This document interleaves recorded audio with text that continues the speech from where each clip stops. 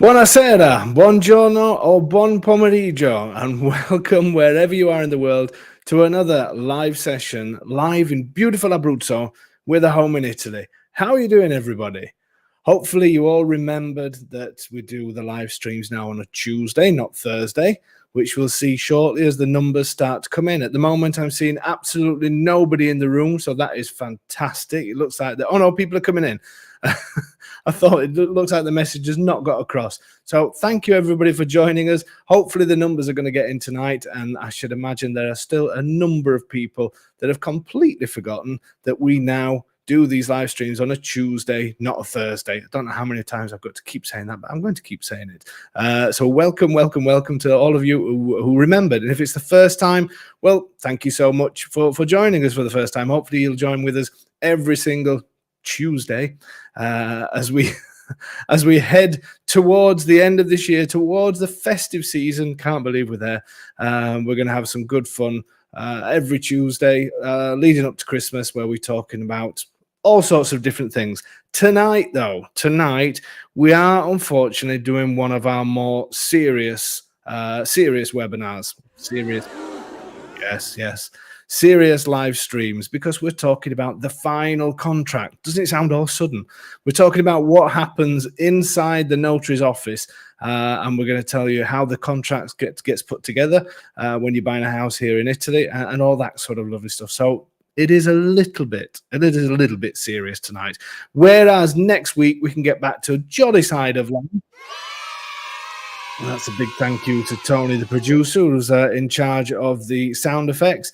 We can get back to having a little bit more fun, where we're going to talk about Abruzzo, obviously one of my favorite subjects, and we're going to get some great guests coming in that's going to tell us what they think, people that's been on the tours. I'm going to talk about the tours shortly, so that's going to be a great one for next week. Okay, I'm starting to see some people coming, so if you can write away in the comments and let us know where you are in the world, and let's see how many people actually remembered that we've changed the live streams.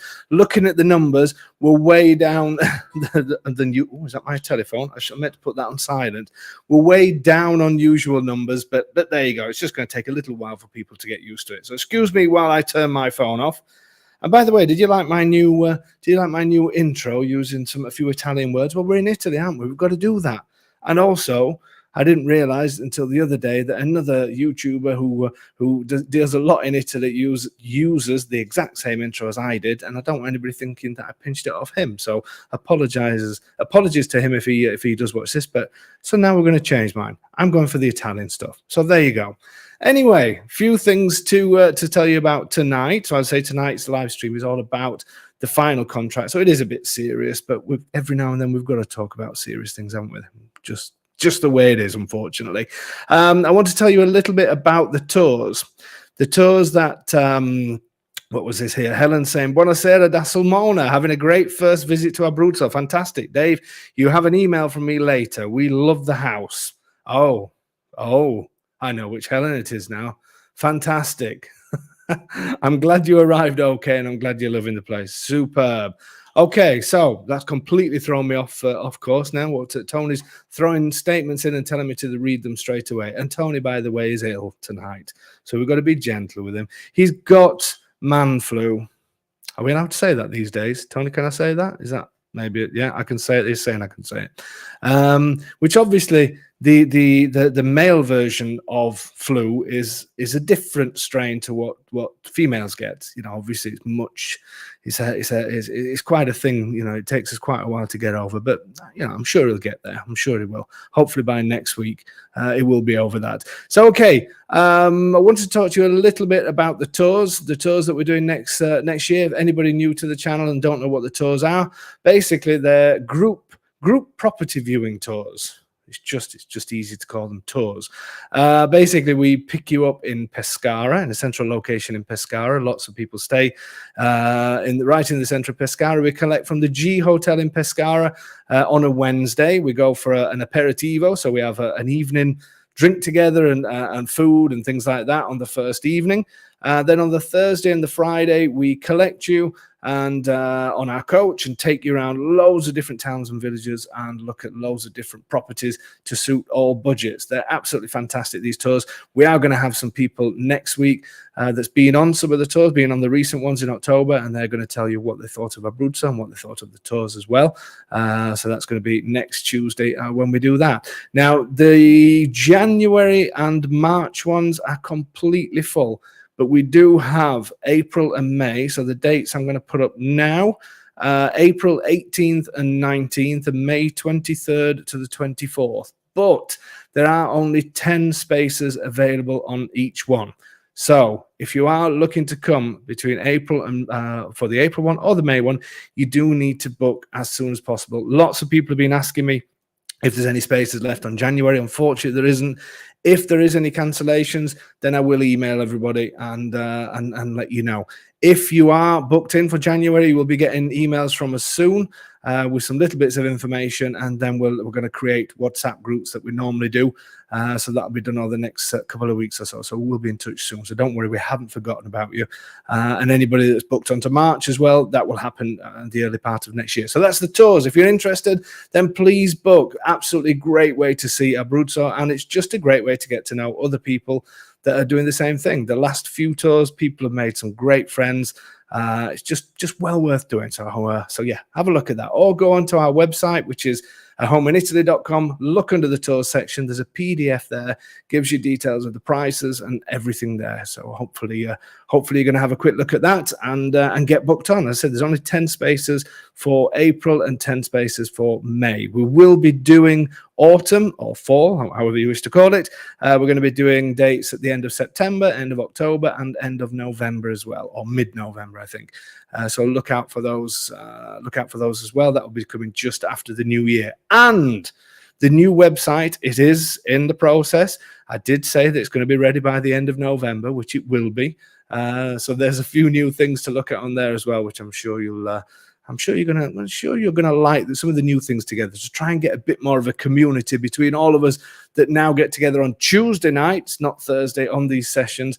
We've got a few new products coming in that I'm sure you're going to really like. The last thing that I wanted to say before we start talking about the serious stuff is just remember that one of our sponsors of these streaming sessions, we're going to be getting some more information. It's going to go up on the website as well. But if any of you are looking for rental properties around the Sulmona area, including Sulmona and some of the villages around, places like Pacentro, Introdacqua, Vittorito, Raiano. If any of you are looking for rental properties in that area, or in the Palombaro and Lama, which is close to Fara San Martino, Lama di Peligna, any of these areas, then please get in touch with us, and we will pass you through to a couple, a fantastic couple that have got some properties that are available with a B, not an F, for rent. So if any of you are looking in those areas, I know it can be quite difficult to try and find places, especially if you're wanting to stay for a month or 2 months or that kind of thing.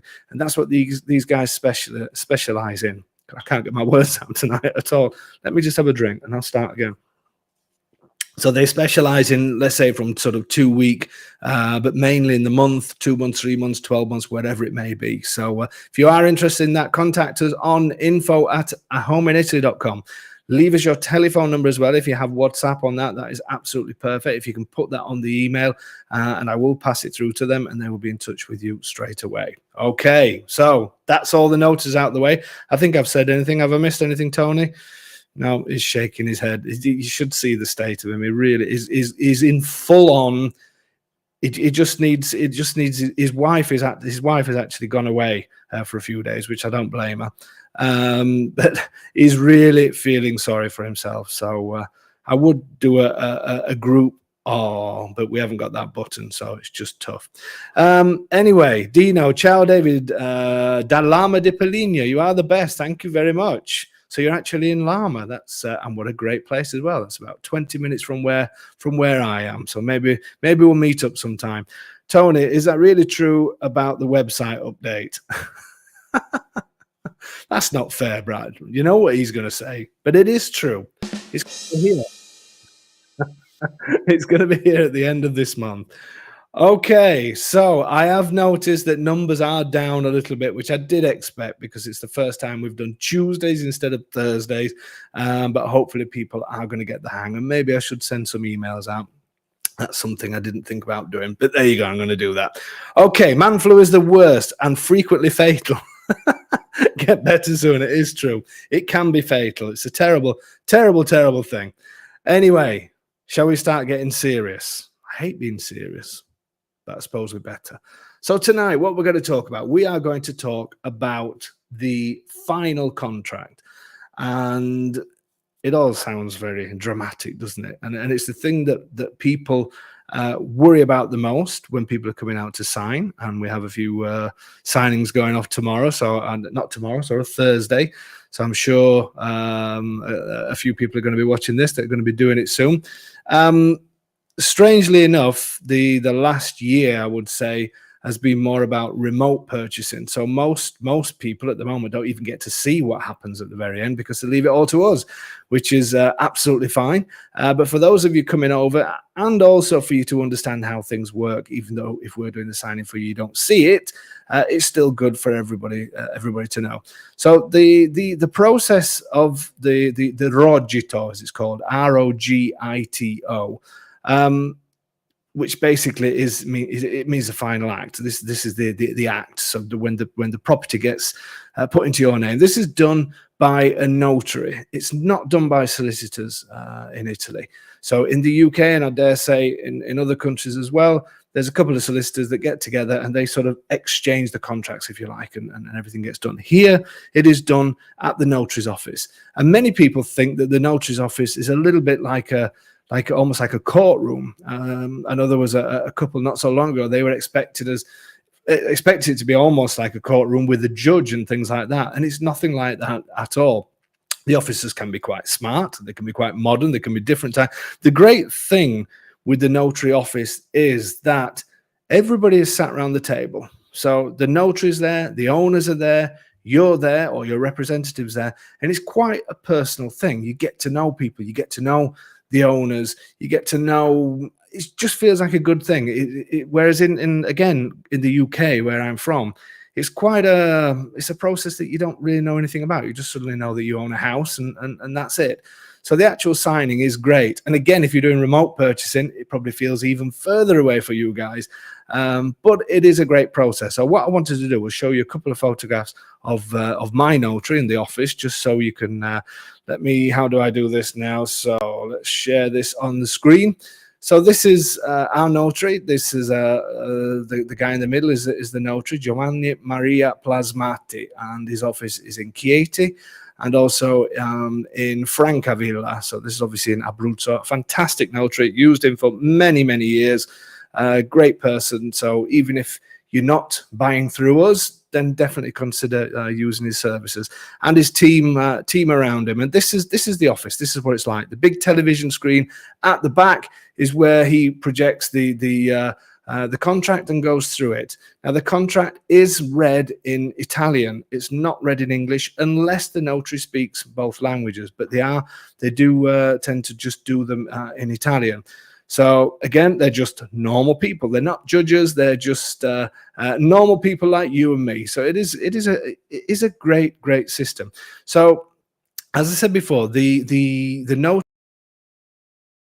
Oops, sorry, I meant to hide that one. The notary actually reads the contract out loud, and if you do not speak Italian, then you need to have a translator present. So there must be a translator present with translations. Now, if the notary, Anita saying, hi from Norfolk, UK, looking forward to seeing you and signing on Thursday. Excited much? I bet you are as well. Yes, we're looking forward to it as well. So yes, the notary will read it out loud in Italian, and you do have to have a translator and translations present. So if the notary thinks for 1 minute that you're not understanding what's going off, then they will cancel the act. It's as simple as that. They will just say, you're not understanding. Obviously, it's such an important document. You've got to understand what's actually going off. So it is really important. Some people will say, well, I don't really want to pay. I don't really want to do this. I don't really want to do that. So I'll just go and pretend that I know. It's not the way to do it, especially when you shouldn't do it when you're selling. But when you're handing over lots of money as well, you need to know exactly what's going on. Obviously, if you're signing power of attorney and you've already done power of attorney, maybe to us, and we're doing remote purchasing, then we don't have to have it in English. We don't have to sign the English copy because we speak Italian, and we can go along and do everything in Italian. You can do a power of attorney and actually be present as well. But by the time you've done the power of attorney, then you may as well pay for the translator and translations. There is a fair difference in prices, but for me to actually be in the notary's office, but let somebody else sign for you in another language, there's not really much point to that. If the act is quite complex, then maybe they will say, look, it's just much quicker doing that. You know, or maybe there could be other reasons why people choose to do it that way. That could be that even the notary doesn't like to. I used to work with a notary when we first set up this business, that didn't like doing double acts. She would only do it if there was a translator present, do everything in Italian. But if you're going to be there, you may as well get it translated and have it in your language. And the other thing as well is the notary will stop at certain points during the contract to make sure you're understanding some of the more important things that they will highlight, and they will say, you know, you need to listen to this part, and they will then tell the translator to translate it to you, because there could be sort of important parts during the act. So it is really important. Don't just go there thinking that everything's going to be okay, and you'll sort of just sit there and nod your head and say ciao and all that kind of thing, because that's not really how it works. So again, going back to just a few photographs that I'll show you. This is a couple of signings what we did. So obviously these are our clients, some old clients. What they're doing there is they're signing the floor plans. I know we have gone through these documents in the past. The final contract is the last part of the sales, but we will be doing refreshing streaming sessions about the documents and all that kind of thing. So here he's signing the floor plans, which must match the property as it is, and the lady is signing the energy certificate. So all of these documents, by the time we get to this stage, everything should be in order. Everything. Here's Scott and Amanda, some great friends of ours that are looking very happy with themselves. Again, signing certain documents off there. You can see, I don't know if you can see in front of Scott, there's some checks there that get handed over to the owners. Everything is done all in one go. And it's just a friendly system. But as I was saying, the documents are all in order. It's pointless as going to the notary's office. And everybody's looking happy on these photographs. Where did you get these photographs from, Tony? There's no point going to the notary's office with things that are just, I don't know, not correct, because they would just get thrown straight out. Sorry, that's the contract part. So it is really important that everything is done. I would never go to a notary's office if there was something strangely wrong with the documents, because so many people will say, I've heard in Italy that you get there, you sign for a house, and then you find out it doesn't even belong to the owners that's there. It doesn't happen, because at the notary's office, you're sat there, the buyers and the sellers are sat there at the same table.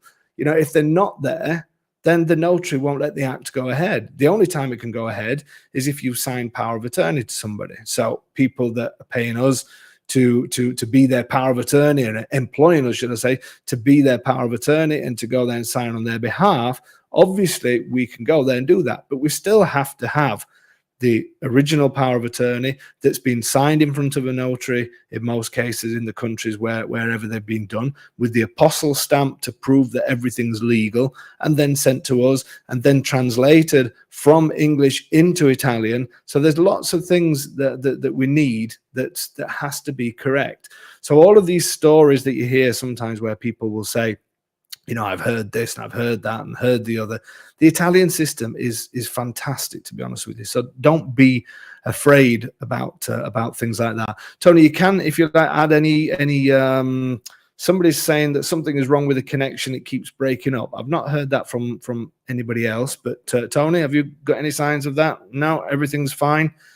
So a couple of people have said that things are breaking up. If it is, try logging out and coming back in again. Hopefully it's all going okay. It all seems fine at this side anyway. So we'll keep plodding on.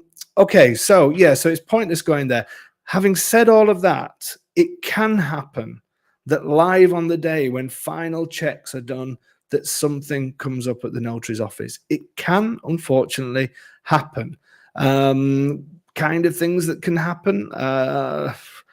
One of the worst things, which very rarely happens, but it could be somebody saying that YouTube's giving them problem, but Facebook is working fine. Somebody else is saying for YouTube, but it's working fine on Facebook. Hopefully, let me know. Let me know whoever's on YouTube. Let me know if the stream's coming through okay. If not, I may try and restart it and see if we can. I am going to carry on, but do let us know if there's any problems coming in from YouTube. Okay, so yeah, there can be things that come up. One of the worst things that can happen is if all of a sudden there's a debt found on the property. It can happen, but the main thing is it's found, and obviously things don't go ahead. It's very rare that it does happen, but it can. I think in the 18 years I've been doing this, I think there's maybe 2 that's done that, because it doesn't matter how many checks that you do. Sort of, I don't know, let's say if you do a check now and do a check next week and do a check the week after, but you don't sign while, say, January, anything could happen. For all we know, the owner could, I don't know, go into some sort of debt, or owe the taxman something, or owe somebody something, and they put something on the house. This is why things are done live on the day. So that's the important thing. Then there can be small things that happen, just the smallest of things. There's a number of little things that can happen on the day. It doesn't happen often, but if it does, it's an inconvenience more than anything, because it doesn't mean that the vast majority of things are problems, and not problems that that can't be resolved. They're just problems that maybe pushes it on a few days or pushes it on a week. That can happen, unfortunately. Luckily for us, it doesn't happen often, but it can happen. So you do have to be prepared for that. And that's just an inconvenience for when people are actually out here signing.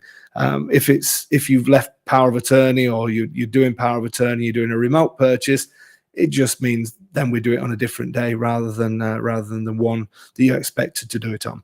Okay, so that's a little bit about the notary's office and what it's actually like in there. What I want to do now, if we can have a few questions, I'm going to just have a quick one on this. So Tammy's saying, so it's best to have the money ready in an account to be wired instead of writing checks. Okay, Tammy, the easiest, that's a great question, by the way. Where's it gone? Have I just knocked it off, Tony? Oh, it's there. The easiest thing to do is to send the money beforehand to the notary, because the money is then held in escrow, held in the notary's account, and it is then sent direct to the owners once the contract has been completed. And the notary will either create the checks, or he will send them a bank transfer. That is the best thing to do. It does cost to do that.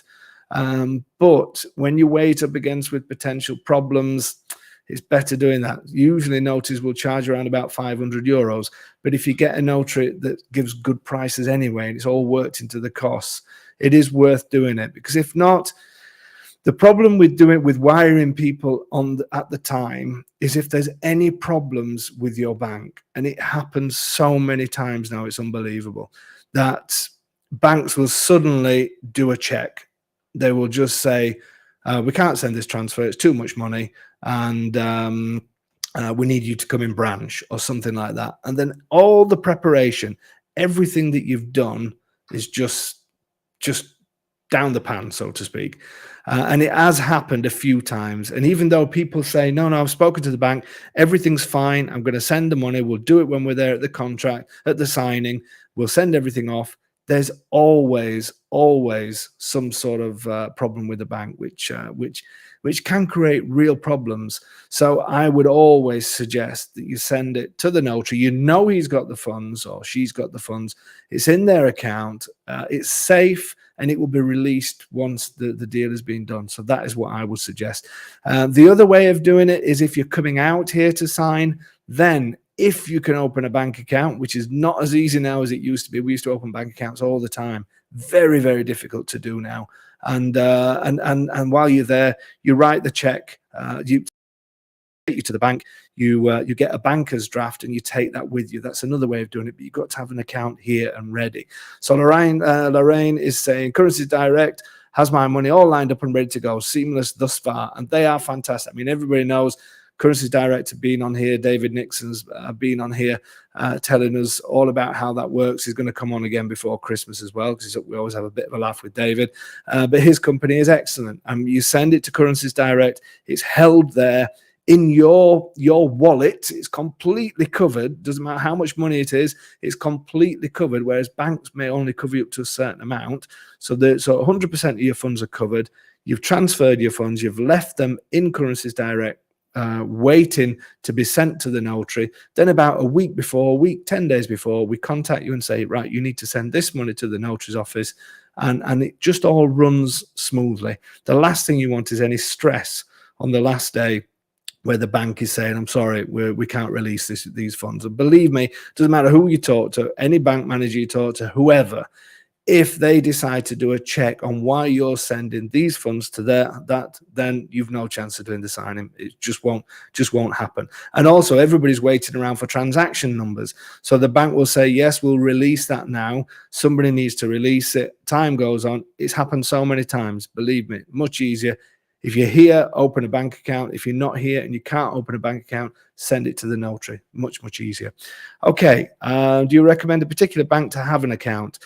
Jim, if you're able to open a bank account, then any local bank to where you're buying the house is going to be absolutely fine. Italian banks are great banks. But again, opening the account is the difficult thing. We used to be able to do them without anybody coming. Then when you come over, you just sign in front of the bank manager. But that just doesn't happen anymore. It's just almost impossible. So there's lots of other options instead of opening bank accounts now. They've made it so difficult that there's other options that are much better than doing that. And as I say, Currencies Direct, look back at some of the old live streams, look at the ones where we talk about foreign exchange, look at those, and that'll give you a few tips on what we suggest. And as I say, David will be back here before Christmas time. Okay, this is now where we're going to get a little bit serious, and we're going to start doing a little bit of reading together. It's almost like a nighttime story. May not be nighttime where you are, but it is here. So I'm going to treat it like a nighttime story. We could do with, can we not get any effects to it? It'd be nice to have sort of like little stars, and that's a bit ridiculous, isn't it? Anyway, so let's get, let me just answer this question, because this one is, so Currencies Direct, Tony's very slow today. He's supposed to be, I can see him on a little camera, he's supposed to be looking at the question and putting them through, but he's feeling sorry for himself tonight. No, Currencies Direct is a foreign currency exchange company, but you open an account within them and you have what they call wallets. So you send your money, you change it into euros, and it sits in your wallet and ready to go. So you're ready, you've got your funds ready, and they will hold it. They're actually based, David is based in Florida, but the company's main office is in the UK, but they deal with countries all around the world. So as I say, go back to some of the live streams and look at some of the ones with where we talk about foreign exchange, and we will do it again before the end of this year.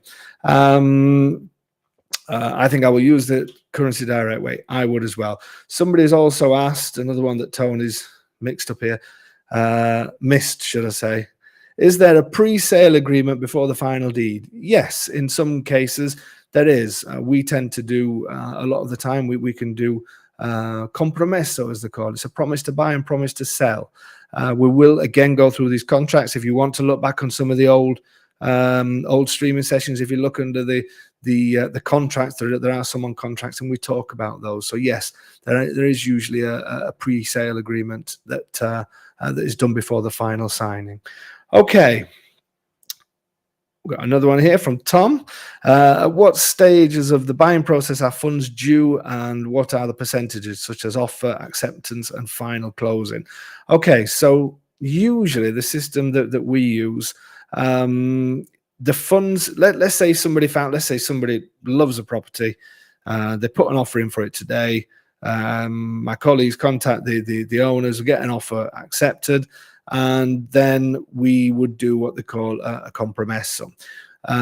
Usually with a preliminary agreement, we would suggest, depending on the price of the house, a house up to 100k, we would suggest putting between 3,000 to 5,000 euros down. The idea is, the reason why I say it depends how much, depends on the property price, is let's say you put €1,000 down. For them to get out of the contract, they would have to pay you back double. So you get 2,000 back. If it's a fantastic property that lots of people are interested in, and you just know it's going to go, and there's been tons of interest, then it would be quite easy for somebody to say, okay, well, I'll give you a couple of K more, or I'll give you 3K more, and you can give those people the 2K back and have an extra €1,000. So you need to get it to the point where paying back double hurts a little bit. Plus they may have expenses to pay for and things like that. So usually the first contract between 3 to 5K, and that's usually done within a week, 2 weeks, something like that. Of the offers going in. Sometimes it can be longer if the documents need to be looked at, and that kind of thing. And then some people can do a second agreement where you pay more down. It all depends the length of time that's passing before the final contract. Maybe you've asked for more time, or maybe the owner needs more time, and then you may put a bigger deposit down. And then I would say, and then at the end, obviously all the funds are due then at the notary's office. So you need to make sure those funds are there at the very end. They must be in the notary's office, ready for the day of signing, because it's instant possession. You hand your money over, you get your keys. So it is really important that the money's there at the before the signing. Okay. Let's talk a little bit now about how the contract's made up. So this is the final contract. This is the kind of information that goes into them. Obviously, every single notary has their own version of this. So what I'm showing you today, I'm also showing you the English version of it, is not going to be relevant to all notaries, but this information goes in there. They may just word it differently, but it gives you an idea of everything that's going to go in there. Now, the writing is going to be a little bit small, so I don't expect you all to sit there reading it unless you're watching on a TV. But let's give it a try. Let me just show this on the stream. So I'm going to go through some of the main points rather than just reading it out to you, and we'll go from there. So basically, on the first part of this, I've written here on the right hand side, in this section, the notary, witnesses, translator, sellers, and buyers are introduced. So this is the first part of the contract. So just to give you an idea, it's basically saying who the notary is, and about his registration details and that kind of thing. And then it's introducing two of the notary's employees, which will act as witnesses. So that's usually the same on every contract. Then we've got, as the selling party, obviously you've got lots of X's here because I've taken people's names out. So this will then introduce who the sellers are, and also the purchasing party, which is this section here. So you've got who the selling party is, who the purchasing party is. And then and the next paragraph, it says, because I, the notary, do not know the English language, and then it explains some of the laws about that. Also is present, and it gives details of the whoever your translator is, and gives all their details. And the notary warns that person that basically what their job is. So warning you that everything that is written on this document must be translated correctly, and everything that they ask and want you to translate to the buyers must be done properly. And then it talks about the people that are buying are saying that through the appointed interpreter declare that they don't know the Italian language. Therefore, all declarations made and received will be made through the interpreter himself or herself, whatever it is. So that's the first part. So this is introducing people here. The other thing that you will see on this, let me just get rid of some of these.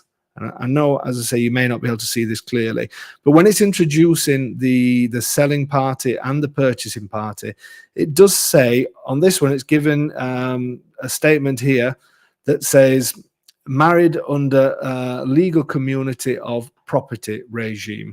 Now, what that basically means, sorry, Tony's just sending me yeah, Tony, if you could get rid of that banner, I don't know if you can, because it just makes it a little bit easier when we're doing this. Anyway, married under legal community property regime. What that means is basically when you get married in Italy, you get married, and there's the formal ceremony, there's everything, and then there's a legal part to it as well, which there is in all ceremonies. But the way it's done is you choose, when you get married, you choose if you're going to be married in community of assets and properties. In other words, when you buy something together, it belongs to both of you, or you get married in what they call separation. So you're still married, but everything you buy is yours, and everything your partner buys is theirs. So that's really important. The default for that, for this situation, is married in communion of assets. And because even if you have some sort of an agreement in your country where you don't buy things together, you buy things separately, it can't necessarily be you can't necessarily do that in Italy unless you've got a document that proves it and it's been translated and everything else. So when you buy your property here in Italy, you will be buying it with your spouse. If you are an Italian and you are married in comunione or in separazione, then it will be dealt with differently, and it may be just you're buying it, and it's not going to be in your wife's name. But this is an important thing here. But you will find on the vast majority of them, they are married in comunione dei beni, it's called. So the communion of good. That's what you will go down as. In other words, what is yours and your partner's, and that's what that means. Okay, let's move to the next page along. How can I do that? So the second part, in this section, it stated who will transfer the property and who will accept the property. A description and the official land registry details are given. In this section, the buyers and sellers are asked to confirm that the floor plans match the actual state of the property, and the notary guarantees that what he's showing you is come from the land registry. Now, this is a really important part. So I'm going to quickly go through the contract, then I'm going to tell you about it. So it's basically saying the following people, so these is usually talking about the sellers, sell and transfer to the buyers who accepts in legal communion of assets. In other words, they accept it for them and the partner, the full ownership rights on the following real estate property. Now here it talks about the address. This is always a strange part during it all, because it gives anywhere else in the world, the address is obviously really important because we all know our street names and our street numbers and everything else. In Italy, the house numbers are a little bit strange because they change all the time. And all of a sudden, if a window's changed into a door, you get an extra number. You'll find some houses, and you'll see it all the time. You'll find some listings of some houses where there's 3 or 4 numbers on it. And our house was exactly the same. When we bought this, we had two doors to the outside, and one had a number, the other one had a different number. So this is always a little bit of a moment where people do worry, because some of the owners will say, no, we're not number 3, we're number 6. And then the notary will say, well, on the land registry, it's down as number 8. And then they will say, and people start worrying then, thinking, oh my God, the number, if there is a number and it matches what's on the land registry, that's the one usually they will use. But numbers here are not really that important, because the main numbers are what's coming in up shortly. I'll just answer Tammy's question and then we'll move on to that. So how about unmarried buying together? That's fine. So you can buy with friends, you can buy with whoever you want.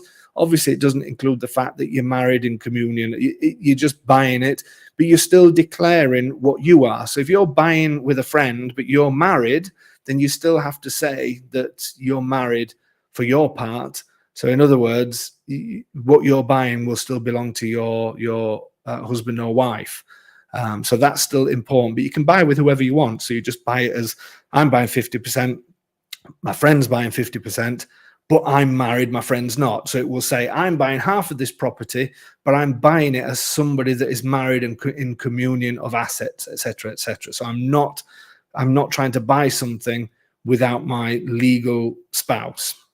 Whereas my friend who is single will declare that they're single, or whether they're divorced or whatever they declared, that's how, and they're buying 50% for themselves. So it is important, if you are married, that you still mention that, because if not, it can cause problems later. Okay, so going on to the carrying on about the numbers. So as I said, the numbers of homes, don't get too stressed out if all of a sudden everybody's throwing different numbers and nobody knows the numbers, because the notary may say, you know what, I'm not going to put the number on there. Now that sounds ridiculous, but there's a reason for it. So it will then talk a little bit about about how it's made up, the property. So that even though we've got floor plans, it will then give us a little bit of a description. So in this case, it said a real estate unit for residential use in a good state of repair, and then it will talk about this has a basement, a mezzanine, a ground floor, first floors that's connected by an internal staircase, blah, blah, blah. So it sort of gives a rough description of the property. And then what it goes on to is this information, which gives us all the information that comes from the land registry. So it will say folder, whatever it is, parcel number, sub whatever it may be, category, and it'll give the category of the house.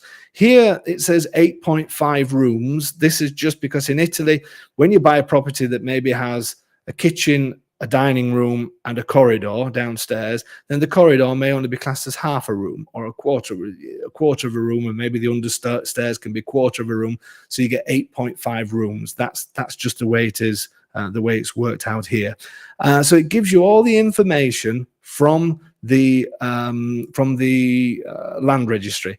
And here it says the real estate portion is registered in the building cadastral and is better identified on the floor plans filed in the cadastral and it'll give you a date which is attached to this deed. So what that means is what the notary's actually done at this stage is, as well as giving the street name and the number, they then go on to describe the property. They then go on to give you all the land registry details. They then go on to give all the details of people who live next door, the confinanti as it's called there. So people who border you. And they have to put at least, I think it's 3 on there, 3 or 4, I can't remember now. Some of those could be the road, and then it will be next door, who owns next door, who owns the next door, or it will give the parcel numbers of these. The idea of it, because the idea of the notary contract is that it's watertight. So there's not just one reference to a property. There's a description. They put as much in there to make it impossible that we're talking about different properties, because we can't be. So even if you say, I live at number 26, whatever street, but then we find out later it's actually number 30 because the council changed it and so on and so on. It's not, it then talks about the land registry details. So it's impossible that the two can be mixed up, because if the numbers have changed, that's fine. We go to the land registry, the official things, and we're also saying that it's next door to this person or this particle number. You're pinpointing it that much. That's the idea of these contracts, that it's absolutely watertight. Nobody can come back and say, oops, I've accidentally bought number 26 when I should have bought number 28. Just can't happen. But that's why it goes into so much detail about this.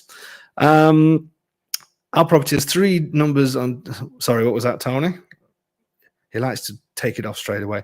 Our property is not well, everybody.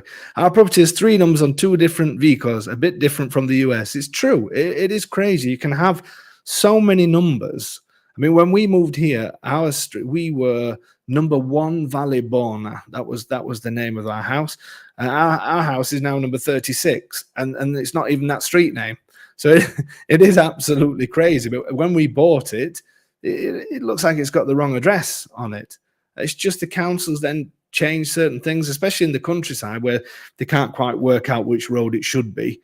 But that doesn't mean then you suddenly don't own your property. Not at all. You don't have to worry about anything like that, because it's got the land registry and the maps and the floor plans and everything that go with that. So that's all the information that they're given there. Now, this next part is really important, because what it's basically, it's talking about the details from the cadastral plan, as we call it, so the floor plans. So it's basically saying to you that the cadastral plans that have been shown concern what is in question, and they comply with the actual state of affairs. What that actually means is that when you see the floor plans, and we've discussed this on other live streams, when you see the floor plans, you see that it's an exact representation of the house. So even if I'm signing for somebody else, the first thing I will look at is the floor plans, because I'm being asked to sign those.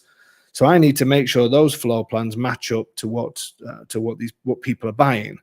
Yeah, because that's the important thing. Sometimes I'm not going to say agents because that's unfair, but some people may say, Okay, I know there's a bathroom in the bedroom there, but don't worry about that. Just add it later. It's no problem. It is no problem, but it's going to cost you. And what if the council won't allow it? There shouldn't really be any reason why they won't allow it. But what if they don't? What if it's in a place where you're just not allowed to do things like that? Not only that, why should you accept it? The floor plan should be what you're buying. So if there's kitchen, dining room, 2 bathrooms, but yet on the floor plans it's showing kitchen and dining room and no bathrooms, why accept it? And what the notary is doing here, the notary is saying to you, I've downloaded the information from the land registry. This is what your house is registered as. You need to sign, not just you, but the owners need to sign that that's how the property is. And you need to sign that that's how the property is. The notary is not going to get up from his chair and go to the house and make sure the floor plans match the property. Just not going to happen. He's basically saying it to you. So if you get there and say, hang on a minute, these floor plans don't match what I'm getting, then it needs sorting out there and then. And floor plans should have been sorted out and should be made correct at the time before you get to the signing. So that's really important. But you've got to remember, it's not, the notary will only give you the information from the official floor plans. They're not going to double check it. It's down to you to double check it. And it's quite easy to do it because at the end of the day, floor plans, we all know what floor plans are like. If there's any discrepancies, say so.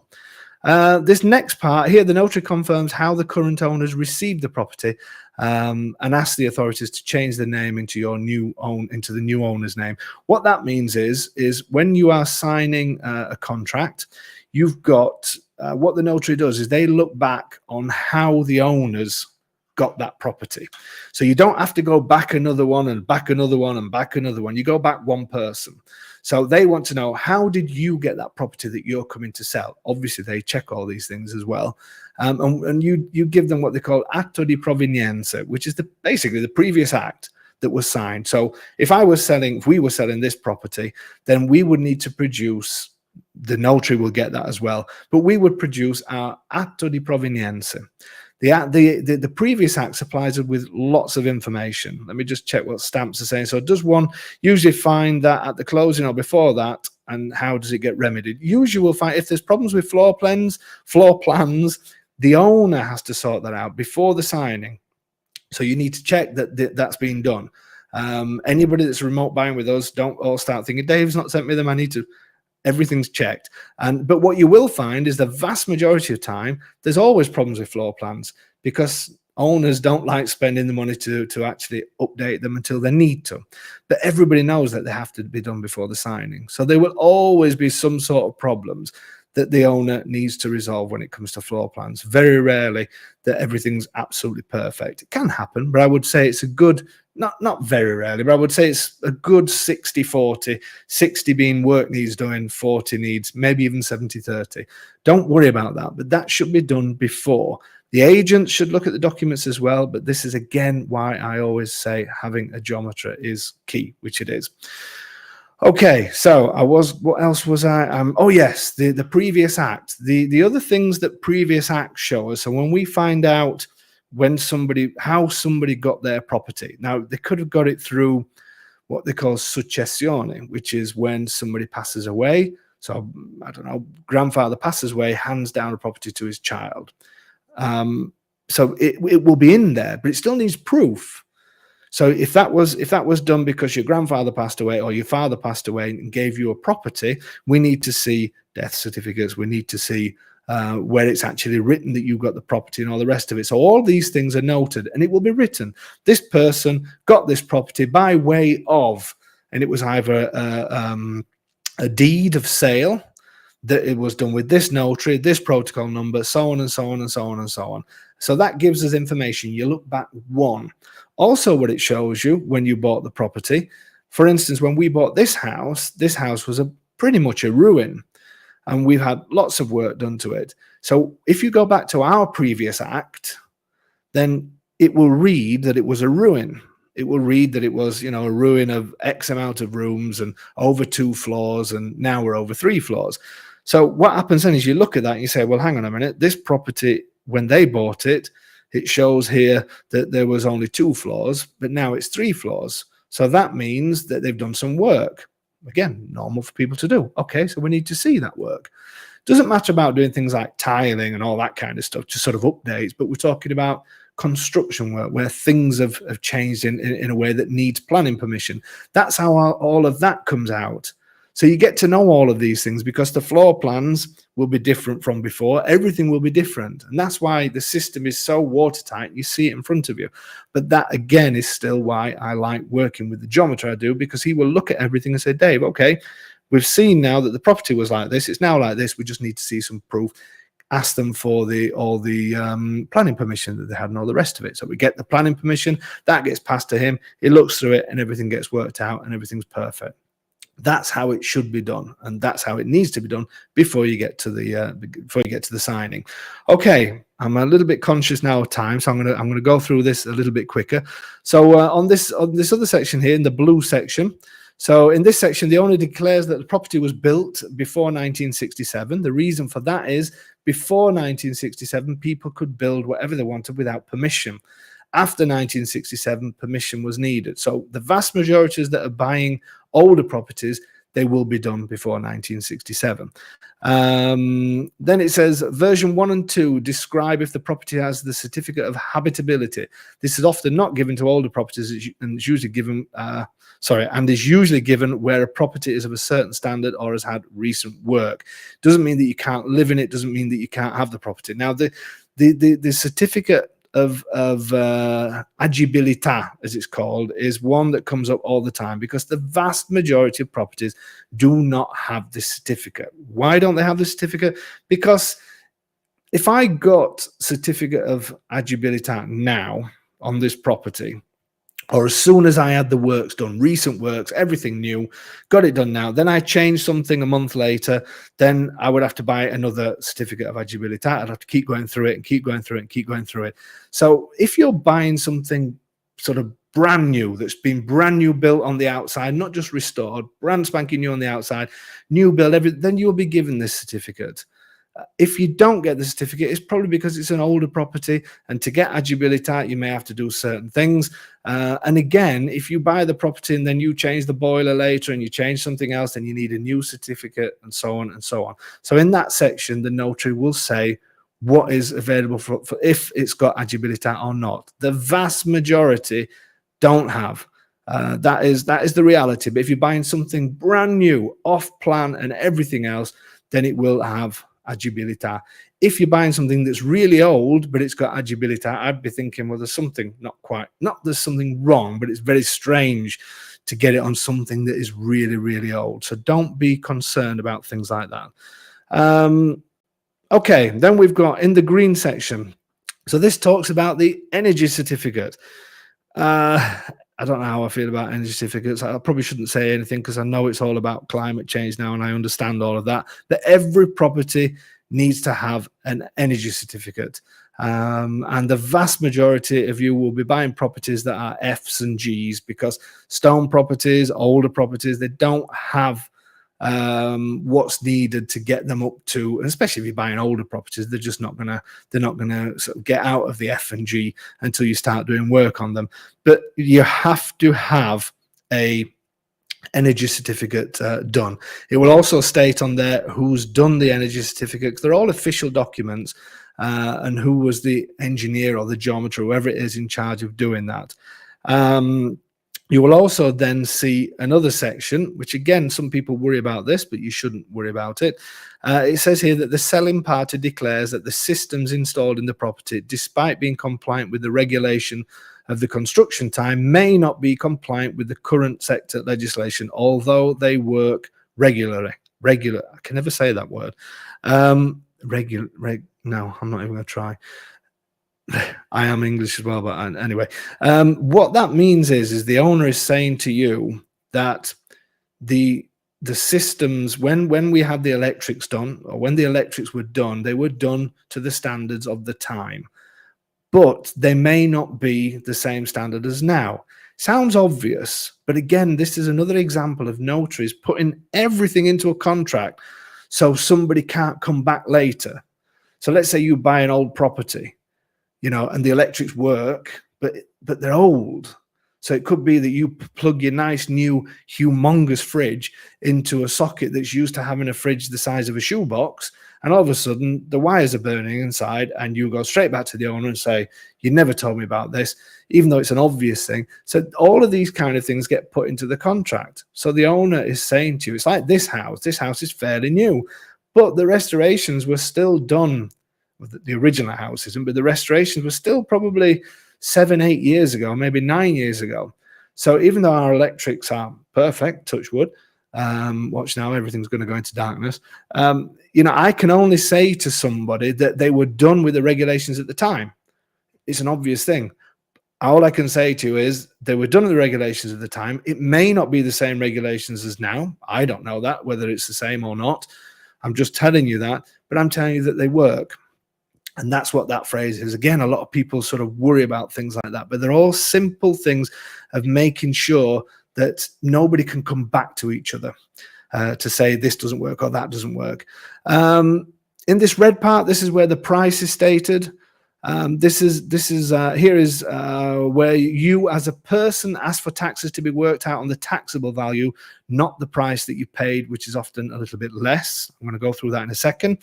The last sections that go into the next page explain that you are telling the truth about the amounts and how they are paid, and explaining how the payment will be made. This can be banker's draft, bank transfer, etc., etc. Continuing on from the last page, you declare whether you have a registered estate agent or mediator. I'm going to go through each one of these in a second. And the sellers hand over their property on receipt of payment. So these are all important things. So let's go through the first one. So what you're saying is you're a person that's buying this, not a business.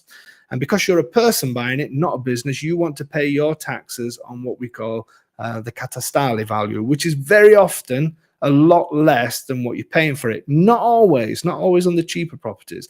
To give you an example, we did a recent signing that they bought for 120,000 euros, but it had a taxable value of 40,000. So your taxes that you're paying to the notary are based on the 40,000, not the 120,000.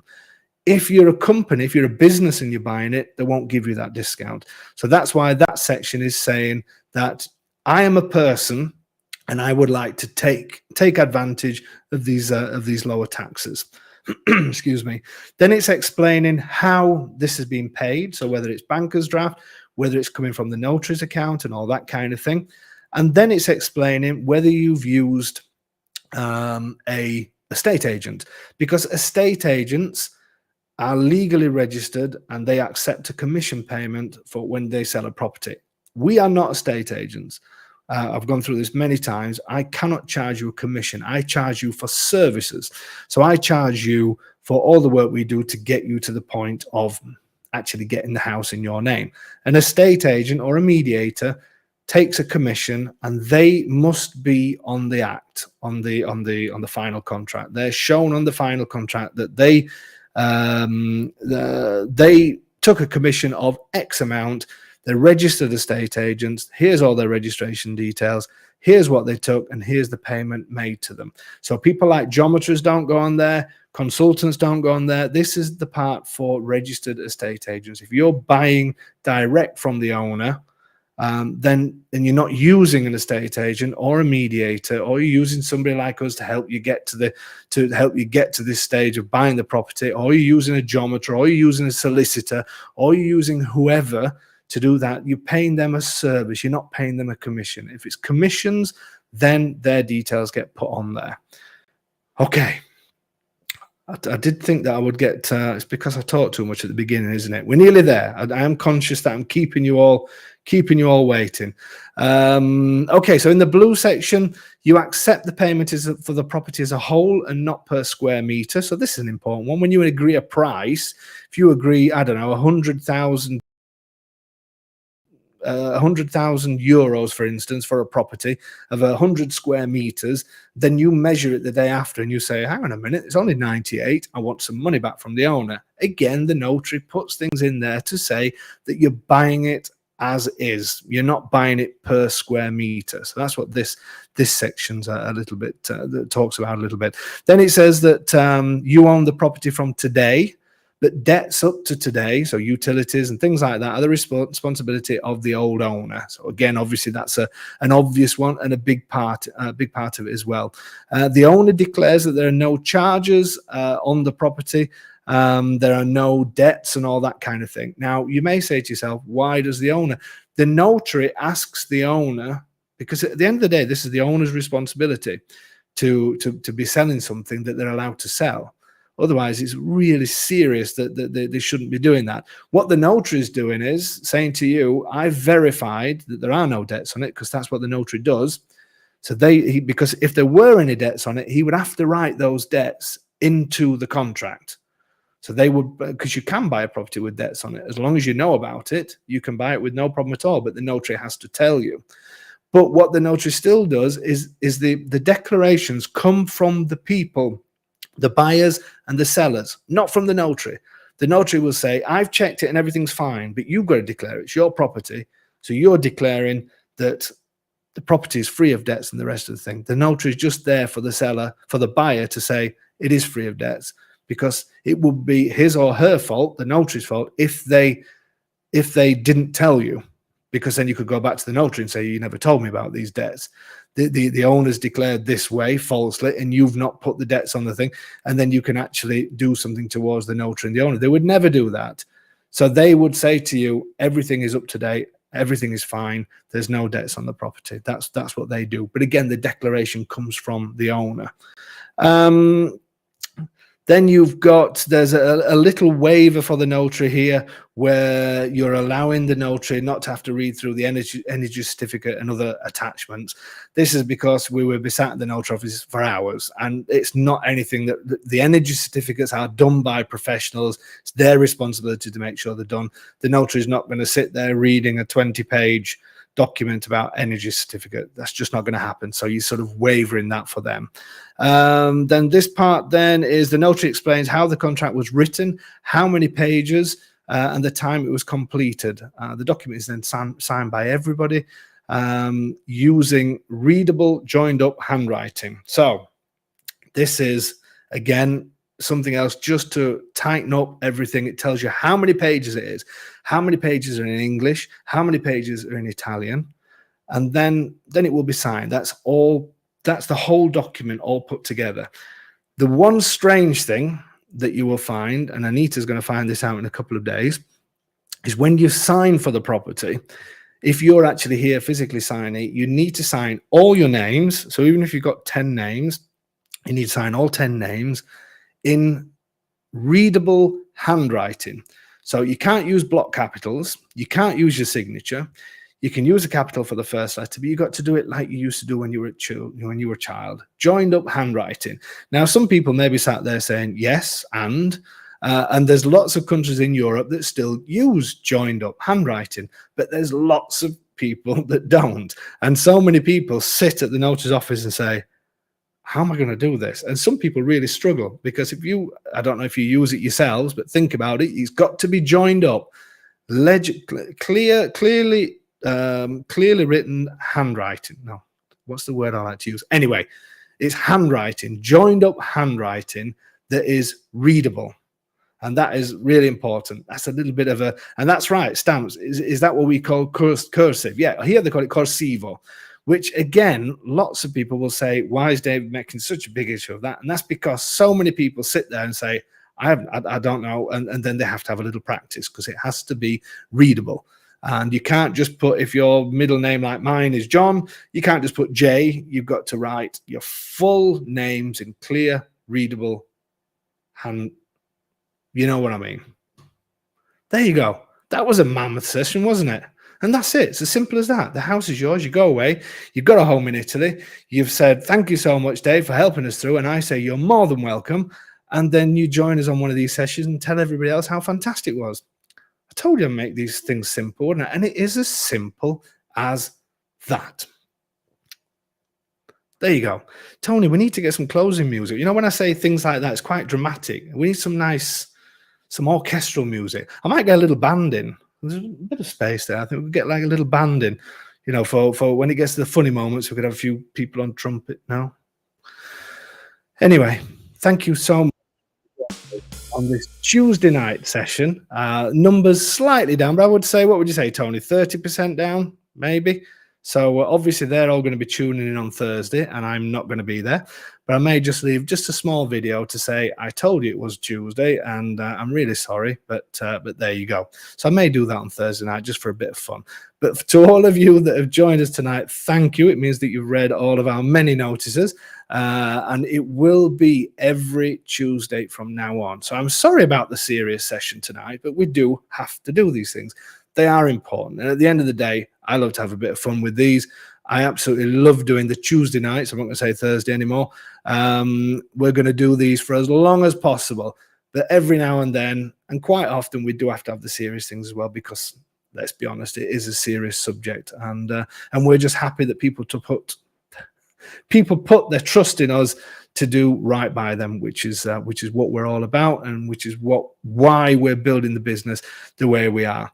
Okay, folks. So thank you so much again for joining us, and we'll see you again next week, where we're talking about Abruzzo. We're going to have a few people that's been on the tours. They're going to tell you their thoughts of Abruzzo, and then the week after, we're doing Meet the Home Buyers with my friend Pete from Pacentro, or Pacentro Pete, as we like to call him. He's going to join us on the last Tuesday of the month and tell us all about the amazing place that he's got, and about how life is treating.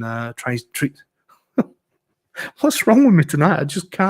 I can't get my words out. You know what I mean anyway. So we've got some great sessions coming up. Then December, we're going to have a bit of fun in December, I think. I need to think of a couple of new things that we're going to do. We're going to make these Tuesday nights an hour or an hour and 10 minutes, roughly, where you can just forget about what's going off in life, forget about any stresses you've got. You can just concentrate on this. We're going to get a bit of a community together. I've got a few new things to tell you about for that. And yeah, let's just feel the love. I'm getting silly now. Okay, guys, thank you so much. See you again next Tuesday at the same time, 7 p.m. Italian time. And look forward to meeting you all, and look forward to hearing from you soon.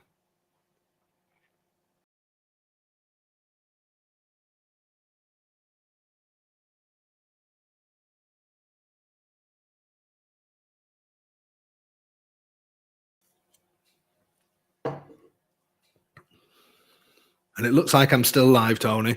Why am I still live? Let's try that again. Let's try and say goodbye one more time.